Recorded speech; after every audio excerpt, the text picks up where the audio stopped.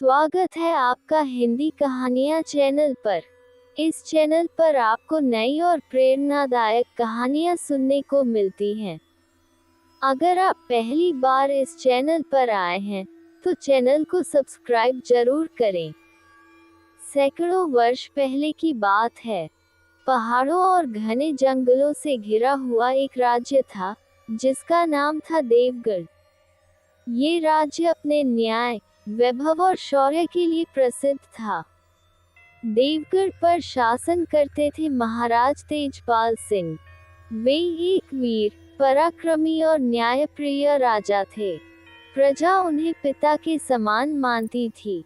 लेकिन इस सम्मान और वैभव के बावजूद राजा के जीवन में एक गहरा दुख था। उनकी कोई संतान नहीं थी। रानी प्रतिदिन ईश्वर से एक ही प्रार्थना करती थी कि उन्हें भी मातृत्व का सुख मिले।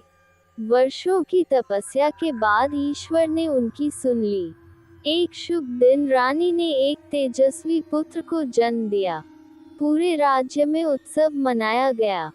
ढोल नगाड़े बजे, दीप जलाए गए और गरीबों को दान दिया गया। परंपरा के अनुसार राजकुमार की कुंडली बनाई गई। राज ज्योतिषी ने भविष्यवाणी की। उसने कहा, राजकुमार के जीवन में दो बड़े संकट हैं। पहला, एक दिन उसका सामना शेर से होगा। दूसरा, वही पुत्र राजा के प्राणों का कारण बनेगा। ये सुनकर दरबार में सन्नाटा छा गया। राजा ने भाग्य से युद्ध करने का निश्चय किया। उन्होंने अपने पुत्र को बचाने के लिए एक कठोर निर्णय लिया। राजकुमार को महल से दूर, पहाड़ों के नीचे बने एक सुरक्षित तहखाने में भेज दिया गया। वहां एक आया उसकी देखभाल करती थी। राजकुमार अंधेरे में ही बड़ा होने लगा।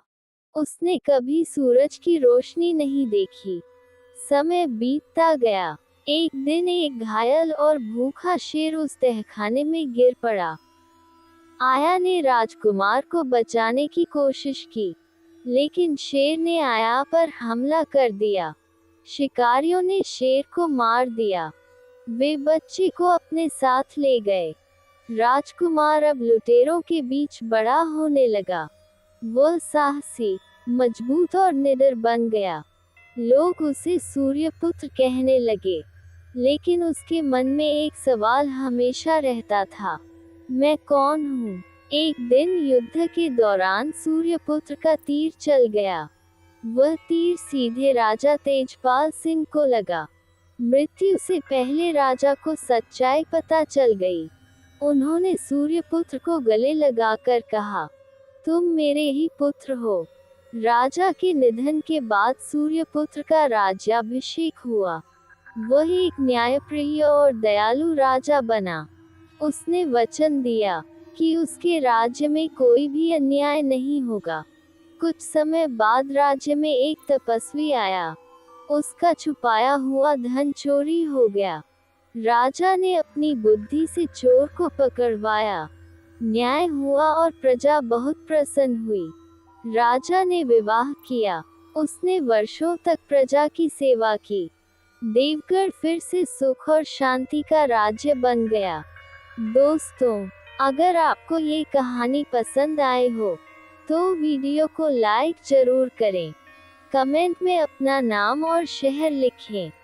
हम फिर मिलेंगे एक नई कहानी के साथ।